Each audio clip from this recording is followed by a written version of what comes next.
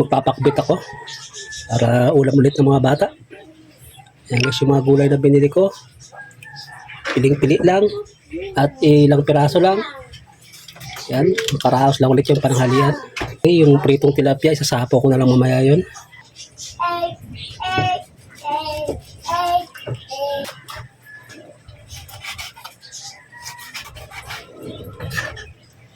Ngayon pa ako guys, ito itatabi ko na lang para may panahon ulit tayo sa susunod na araw. Yung ating pork casing. Natural pakbit ulit para sa mga bata. Nilita ko na yung gaya para mabilis maluto. At medyo patanghali na, alas 10 na rin. Okay, sunod natin itong ating talong.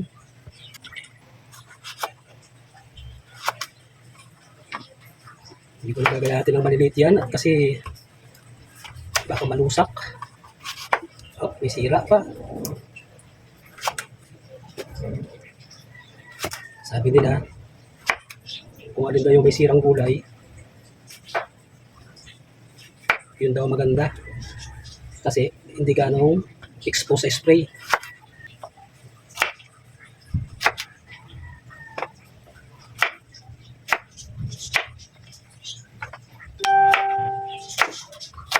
Kamatis, ang ginto ngayon. Pero bumili akong 2 piraso. 20 pesos. Iba rin kasi ang karisma ng kamatis. Gagawin natin, pinakatulay niya rin yan. Tsaka iba yung asim-asim na binibigay ng kamatis. Itong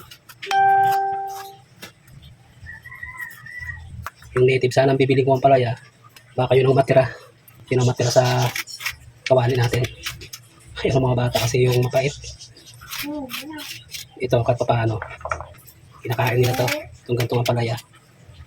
Pero pagdating sa pakbet, mas gusto ko yung native. Pagdating kasi sa pakbet, mas gusto ko yung lasa na may konting karne, ano, kaysa doon sa sasapawan mo lang ng iniyaw, di kaya pritong isda. Iba rin kasi yung mantika na dinudulot ng karne. Hindi natin ikikisa to guys. Kung ano yung mantika ng karne, yun ang gagamitin natin. Healthy pa rin. Ulam ng ating mga anak. Ito naman yung ating sitaw. 20 pesos din. Malutong guys. Sariwa yung sitaw na nabili natin. Itong mga pinagbalatan, gagawin natin fertilizer yan. Nagtanim ako doon ng sili. Siling labuyo. Ilalagay ko muna doon sa aking mga tanim. Sa pinakapuno nila. Okay na guys yung ating mga gulay. Bigyan tayo ng kalamansi. Pero guys, mga ano lang. 5 piraso. Nandito na yung ating sentensyador. Hindi pa nga luto. Hindi pa luto guys. Hello guys. Hi. Hi guys. Oo, kutsilyo yan. Yung ating kalamansi.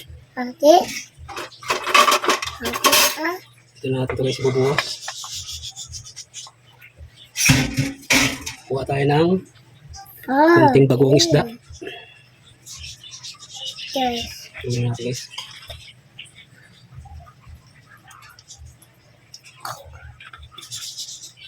Ito yung magiging sabaw niya.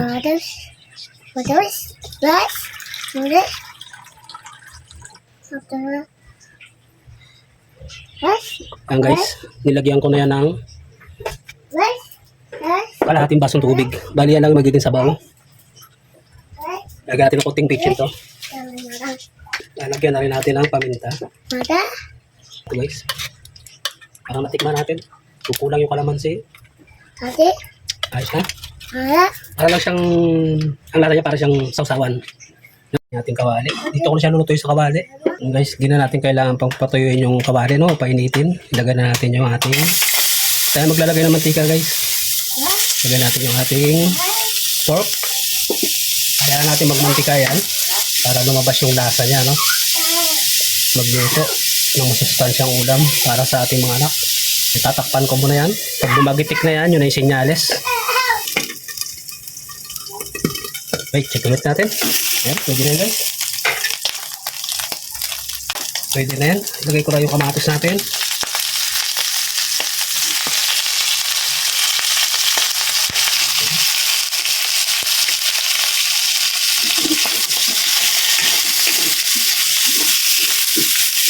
Ating pinakasabaw na ginawa kanina guys. Lagyan natin ito.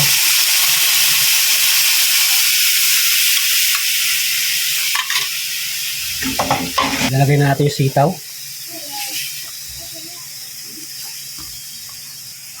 Sasabay ko na rin yung okra. Maglalagay ako ng bahagya. Hindi ko siya ilalagay lahat. Para meron tayong medyo malutong-lutong. Pipiliin ng bata dyan yung lutong-lutong. Hindi ko na yan guys hahaluin. Tatakpan na lang natin yan. Naamoy ko na. Bango guys. Amoy pakbit na. Ayan na. Titingnan na natin guys yung lasa.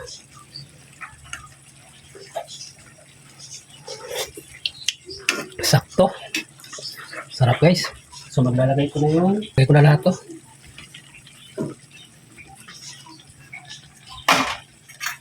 Lagay ko na to. Yung talong. Medyo mura yung talong natin. Bata pa yun. Baka malusak. Maya-maya natin lalagay. Then, ayan guys. Ayos na. So, isasako na natin yung talong. Kung nakapansin nyo guys, hindi ako naghahalo. Ano?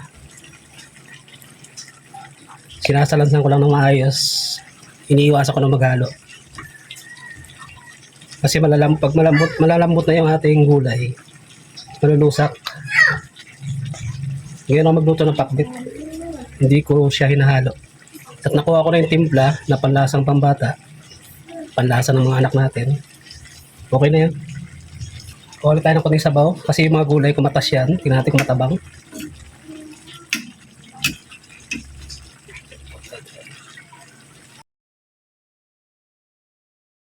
Ayos pa rin guys. Sarap. Namiss ko tong luto na to guys. Okay, check ulit natin. Yan po. Okay na.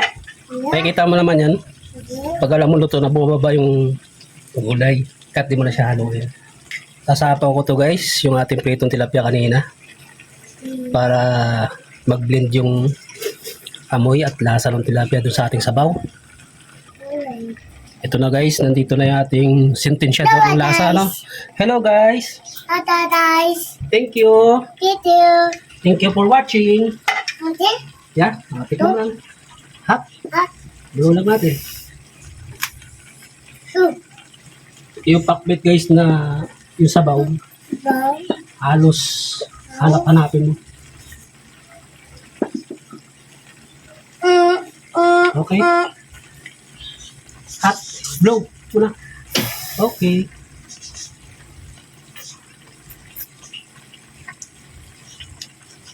Ayan guys. Ayan yung lutong pambata. May ampalaya yan. Pero gustuhan.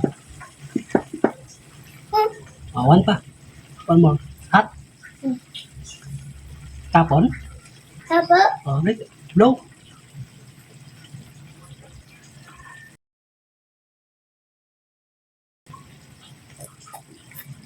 Okay. Pasado guys sa ating mga anak. Gusto natin. Ay, kita muna natin. Pakita natin sa guys. Ayan na guys. Medyo konti na yung sabaw niya. At saka napakabango. Pakasarap. Bumaba na yung gulay. Suluto na yan. Takpan na natin. Okay guys. Maraming salamat. Toto! Kain po tayo.